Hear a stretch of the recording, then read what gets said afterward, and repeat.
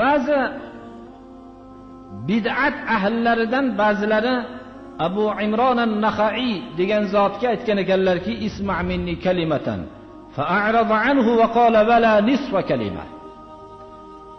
Butun bid'at amallarini qilib yurgan kishi Abu Imron an-Naxai degan zotga aytgan ekanlarki, mendan bir so'zga quloq soling deganlarda boshi yuz o'girib aytgan ekanlar, bir so'z emas, yarimta so'zni ham sendan eshitmayman degan ekanlar.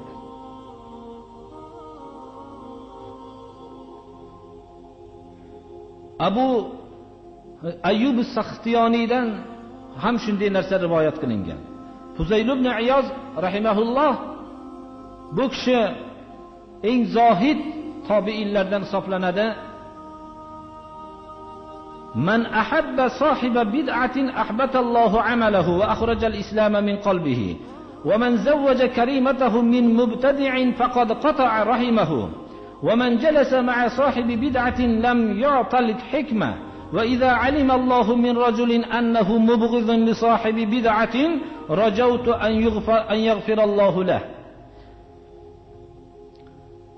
Fuzayl ibn Iyos bu kishi Robiatul Adaviyya bilan va Harunur Rashidning davrlarida hamzamon bo'lgan kishilar.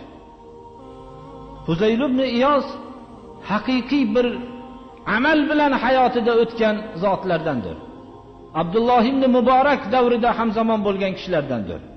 Bu kishi aytgan ekanlarki, bid'atchi odamni yaxshi ko'rgan bo'lsa, Alloh subhanahu va taolo uni amalini sekin habata qilaveradi. Islomni qalbidan chiqaradi.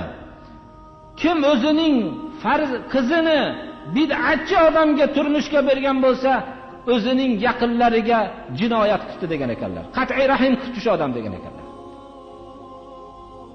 Kim bid'atchi odam bilan birga o'tirishgan bo'lsa, Alloh unga hikmatni hech ham bermaydi degan ekanlar.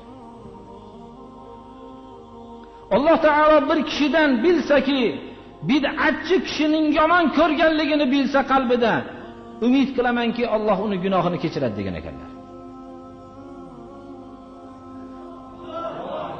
Abu Abdullah al-Hakim rivoyat qiladilar Oysha radhiyallohu anhodan. Bu kishi Oysha radhiyallohu anha aytgan ekanlarki, qala Rasululloh sallallohu alayhi va sallam, man waqqara sohiba bid'atin faqad a'ana ala hadmil islam.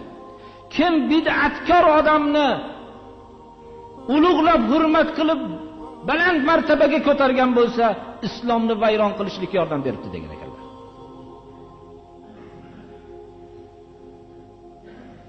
Bu birodarlar bid'atga giribtor bo'lgan odamning haqqida bo'lyapti. Rasululloh sallallohu alayhi va sallamning davrida Allohni inkor qilgan kofir bo'lgan emas, magar nodir suratda bo'lgan. Va ma yuhlikuna illa dahr deganlar juda kam bo'lgan. Allohni inkor qiladigan kofir bunday maraz surati hech qanday tarixning yaqin qismidan boshlangan xolos birodarlar. Chunki tamomiy o'zining vujudi, tamomiy olamning vujudi isbotlab turgan narsani inkor qilishlik uchun tamomiy vijdonini jarrohlarning oldiga borib oldirib tashlashligi kerak. Unda faqat jig'ildondan boshqa narsa qolmagandan keyingina Allohni inkor qilishligi mumkin. Mana bu so'zlar bid'at bilan g'arq bo'lib ketgan odamning haqqida shu so'z bo'ladigan bo'lsa, shirk va kufr haqida bundan ham qattiqdir birodarlar.